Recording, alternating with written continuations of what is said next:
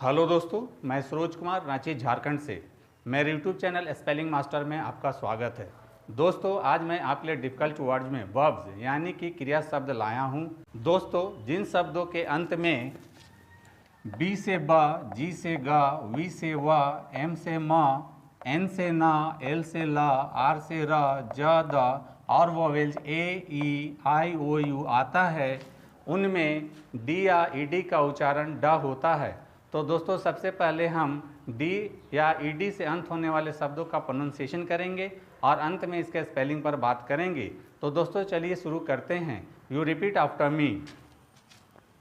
Lived, lived, named, named, entered, entered, begged, begged, mastered, mastered, died, died, married, married, believed, believed, opened, opened, closed, closed, called, called, answered, answered, played, played, loved, loved, smiled, smiled।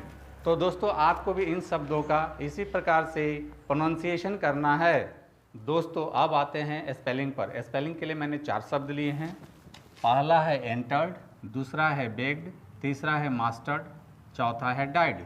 तो दोस्तों, जैसा कि मैंने बताया है कि ड के लिए डी या ईडी होता है, तो दोस्तों सबसे पहले हम पहला शब्द एंटर्ड लेंगे, उसको हिंदी में लिख लेते हैं और उसका सिलेबल तोड़ लेते हैं। और सबसे पहले ड के लिए ईडी लिखेंगे, बाकी बचे शब्दों के लिए रोमन स्क्रिप्ट का हेल्प लेंगे। ए के लिए रोमन स्क्रिप्ट में ई होता है, एन से न होता है, और दोस्तों यहाँ टर के लिए टी ई आर लिखते हैं। इस प्रकार से आप एंटर्ड का स्पेलिंग बहुत ही आसानी से लिख लेते हैं।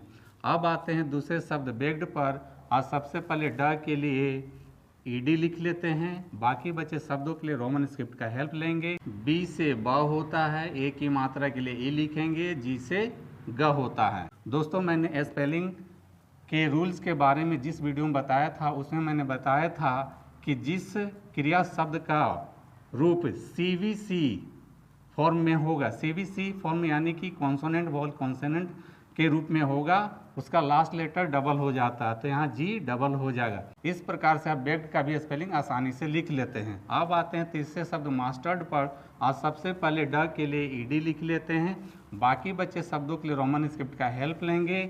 एम से म होता है, आ की मात्रा के लिए ए लिखेंगे, एस से स होता है, और टर के लिए यहाँ टी ई आर लिखेंगे। इस प्रकार से आप मास्टर्ड का भी स्पेलिंग बहुत ही आसानी से लिख लेते हैं। अब आते हैं चौथे शब्द डाइड पर, और सबसे पहले ड के लिए डी लिखेंगे, और दोस्तों यहाँ डाई के लिए डी आई ई लिख लेते हैं। दोस्तों, यहाँ सबसे अच्छा होगा कि आप डाई के लिए डाई का स्पेलिंग डी आई याद कर लीजिए। इस प्रकार से आप डाइड का भी स्पेलिंग आसानी से लिख लेते हैं।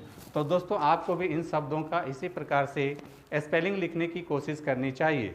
तो दोस्तों, मेरी टीचिंग पसंद आती है तो मेरे वीडियो को लाइक, कमेंट और शेयर करें, तथा मेरे चैनल को फॉलो और सब्सक्राइब जरूर करें। Thank you.